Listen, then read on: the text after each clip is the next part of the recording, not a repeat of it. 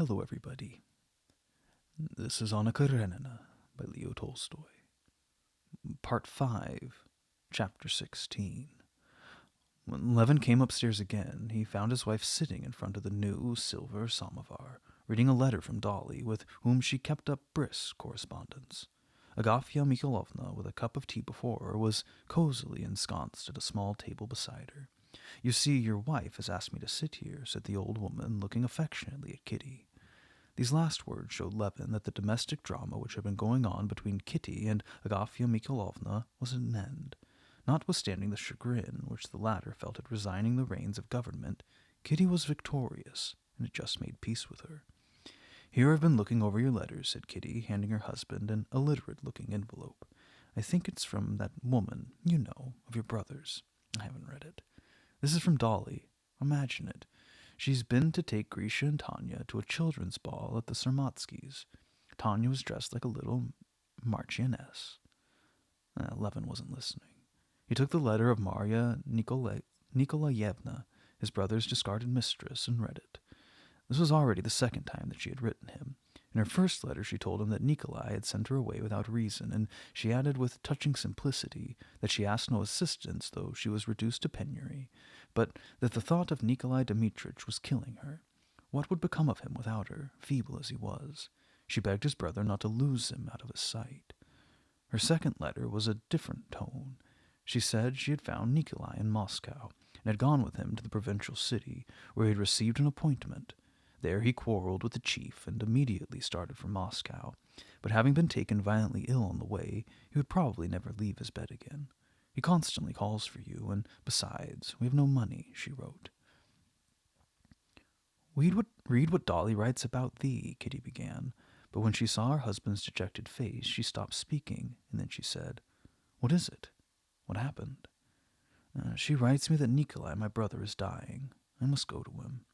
Kitty's face suddenly changed. Dolly, Tanya, and all were forgotten. "When shall we go?" "Tomorrow." "Can I go with thee?" she asked.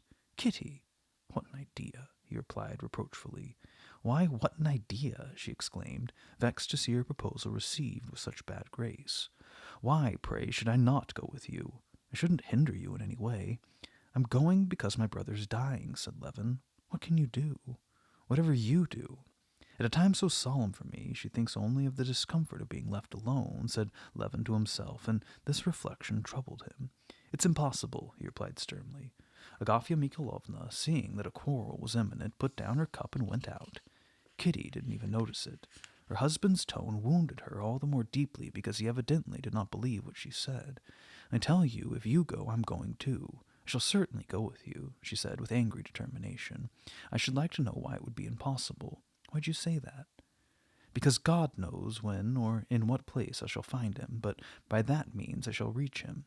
You would only hinder me," said he, doing his best to retain his self-control. "Not at all. I don't need anything.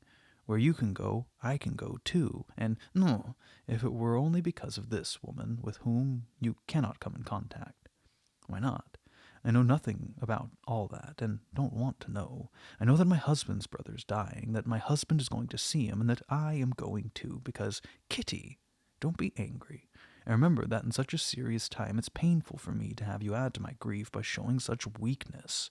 The fear of being alone. No, if you're lonely, go to Moscow." "You always ascribe to me that I have such miserable sentiments," she cried, choking with tears of vexation. "I'm not so weak. I know that's my duty to be with my husband when he's in sorrow, and you want to wound me on purpose. You don't want to take me."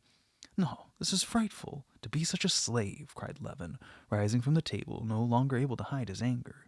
At the same instant, he perceived what he was doing himself harm. "Why, then, did you get married? You might have been free. Why, if you repent already—" And Kitty fled from the room. When he went to find her, she was sobbing. He began to speak, striving to find words not to persuade her, but to calm her.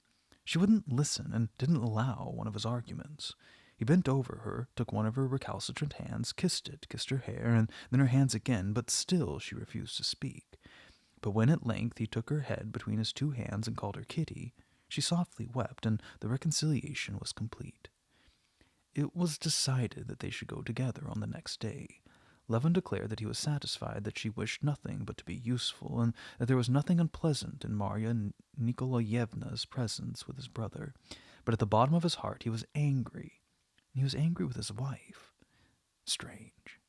He, who had not been able to believe in the possibility of such a joy as her loving him, now felt almost unhappy because she loved him too well. Disgusted at his own weakness, he felt shocked to think of the inevitable acquaintance between his wife and his brother's mistress.